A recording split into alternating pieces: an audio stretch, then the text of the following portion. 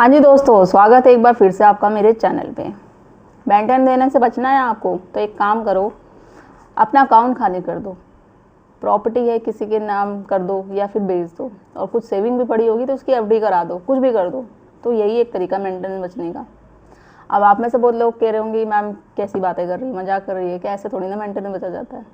तो मैं ये अपनी बात नहीं कह रही, ये आप लोगों की ही बात कह रही हूँ, जो आप लोगों को मिसगाइड करते रहते हैं कि भाई मेंटेनेंस देने से बचना है ना, तेरे अकाउंट में पैसे दिखेंगे तो भाई कोर्ट तो पैसे लगा ही देगी, क्योंकि इनकम एफिडेविट में सारी चीज़ें शो करनी पड़ती है। अब तू जॉब भी करता है, पैसे भी है, तेरे नाम से प्रॉपर्टी है। अब ये सलाह आपके घर वाले भी दे सकते हैं, चाहे वो आपके पेरेंट्स हो या आपके फ्रेंड सर्कल में या कोई रिलेटिव, या होता है कि कभी कभी एडवोकेट भी सलाह दे देते हैं। तो आपको मिसगाइड पूरी तरीके से किया जाता है, और आप बचने के चक्कर में तो ये चीज़ें कुछ ना कुछ पति ये कर लेते हैं। तो ऐसा करने से कुछ नहीं होगा, मेंटेनेंस देने से बचेंगे नहीं आप। मेंटेनेंस अगर देना पड़ेगा, आपका केस क्या है डिपेंड करता है आपके केस पे, बट ना देने के लिए और भी तरीके हैं, ठीक है, और वो लीगल तक के तरीके हैं जिससे कि आपको सच में देने की ज़रूरत पड़ेगी। बट ये ऐसे मिसगाइड करेंगे, उल्टे सीधे काम करेंगे तो इससे आपको प्रॉब्लम और हो जाएगी, ठीक है, पता चले और लेने के देने पड़ जाए। तो डिटेल्स में मैं बात करूँगी। चैनल पे आप मेरे नए जुड़े हैं तो चैनल को लाइक करना, शेयर करना, सब्सक्राइब करना बिल्कुल मत भूलिए, साथ ही बेल आइकन दबा दीजिए ताकि आपको टाइम टाइम से मेरे वीडियो की नोटिफिकेशन मिलती रहे।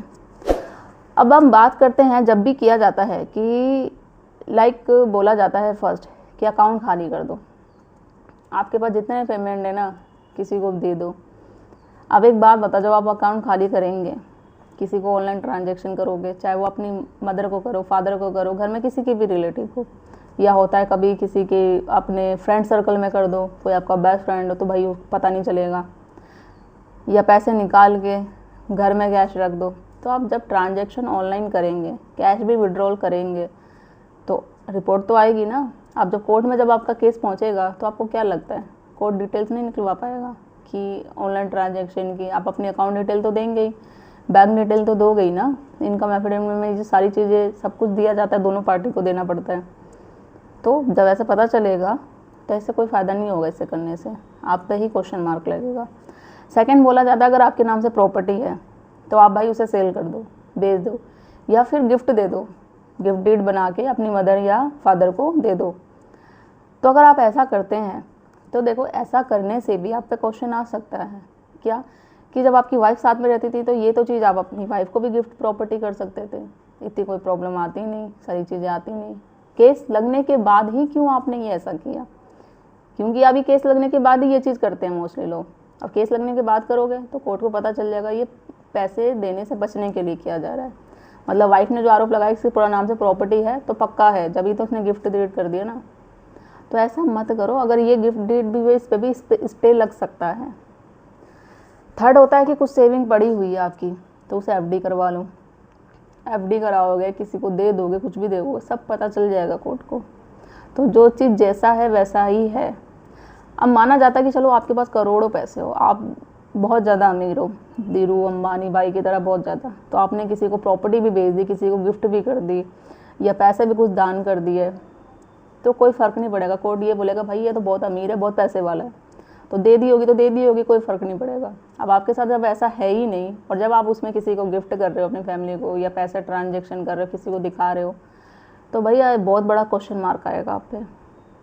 तो फिर सोचते ही रह जाओगे कि मैं क्या जवाब दूँ कोर्ट को, और ना चाहते हुए भी फिर बचोगे नहीं, मेंटेनेंस देना ही पड़ेगा। अब कहा जाता है जब 125 CRPC पत्नी केस करती है मेंटेनेंस के लिए, ठीक है, तो उसमें आप क्वेश्चन करो ना, ऑब्जेक्शन लगाओ ना कि मेंटेनेंस देने को मैं रेडी हूँ, मेंटेन करूँगा जब वो साथ में आएगी रहेगी, या जिस तरीके से कर रहा था। मेंटेनेंस का मतलब ये नहीं है कि मैं उसको पैसे से मेंटेन करूँ, जैसे उसकी सारी इच्छा है रहना पीना वैसे हो रहा था वैसे करूँगा। दूसरा ये क्वेश्चन करो कि जब वो पढ़ी लिखी है, सक्षम है बिल्कुल, तो उसको मेंटेनेंस की क्या ज़रूरत है, पैसे की क्यों ज़रूरत है?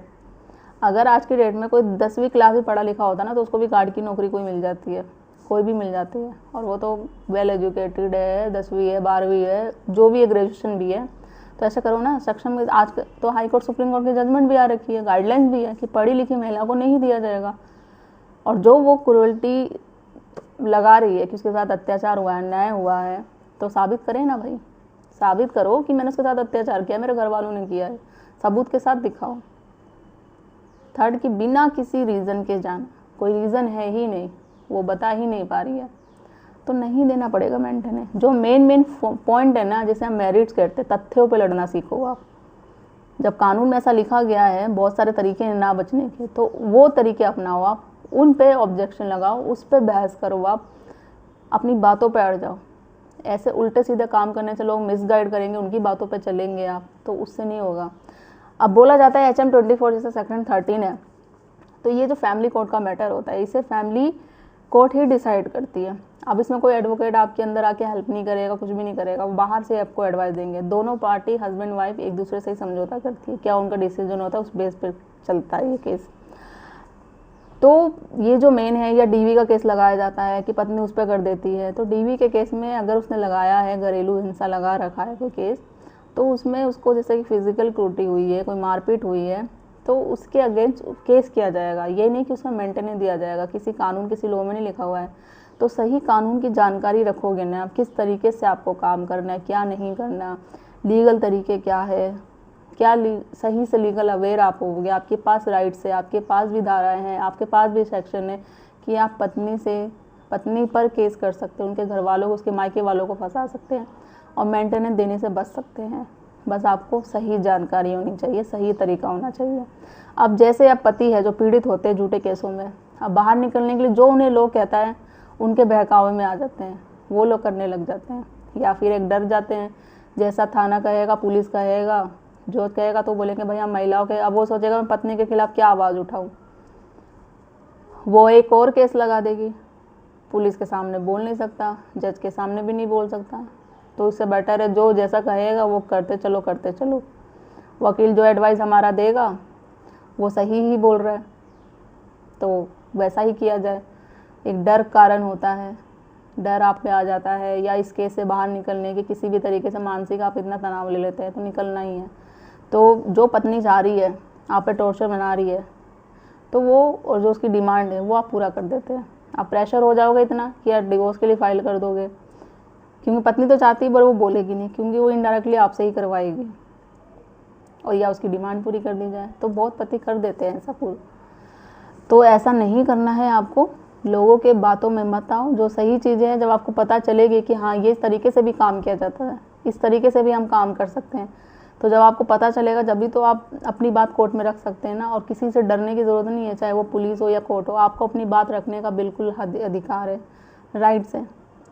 तो बेझिझक आप अपनी बात रखिए, एक ही बात पर अड़ जाओ कि मुझे मेंटेनेंस देने को मैं रेडी हूँ, बट दूँ क्यों, मुझे सबूत के साथ दिखाया जाए कि पत्नी ने जो आरोप लगाया वो सही है, मेरे साथ आके रहे, मैं उसको मेंटेन करूँगा जैसे अभी तक करता आया हूँ मैं इतने सालों से, आगे भी करूँगा। बट बिना रीज़न के जो आरोप लगाए जा रहे हैं बिल्कुल झूठे हैं, तो मैं फिर मेंटेनेंस तो पत्नी को देना है, बट झूठी पत्नी को बिल्कुल नहीं देना। सबूत आपके पास है, एविडेंस रखो। फैमिली कोर्ट नहीं सुनती, ट्रायल कोर्ट पे जाओ आप। ट्रायल कोर्ट नहीं सुनती तो किसने बोला है कि ये सब बात सिर्फ निचली अदालत ही सुनेगी आपकी, वहीं फैसला होगा, बस होगा तो होगा, नहीं तो और कहीं होगा ही नहीं। ऐसा कहीं नहीं है, नहीं होगा। आप हाई कोर्ट में जाओ, हाई कोर्ट नहीं जाते सुप्रीम कोर्ट में जाओ, और बहुत ऑप्शन है, बस आपकी बात रखी जाएगी। बस आपको डीमोटिवेट नहीं होना कभी, और लड़ना है एंड तक, ठीक है, और देखना जीत आपकी होगी, क्योंकि सच्चाई की जीत हमेशा होती है। आशा करती हूँ वीडियो पसंद आई होगी आपको। चैनल पे नए जुड़े हैं आप मेरे, तो चैनल को सब्सक्राइब करना बिल्कुल मत भूलिए। ज़्यादा से ज़्यादा लोग तो शेयर कर दीजिए, जैसे आपसे लगे होंगे लोग जो सेम सिचुएशन में पीड़ित होंगे। जल्दी मिलती हूँ मैं कैसे इन्फॉर्मेटिव वीडियो से, तब तक के लिए थैंक यू।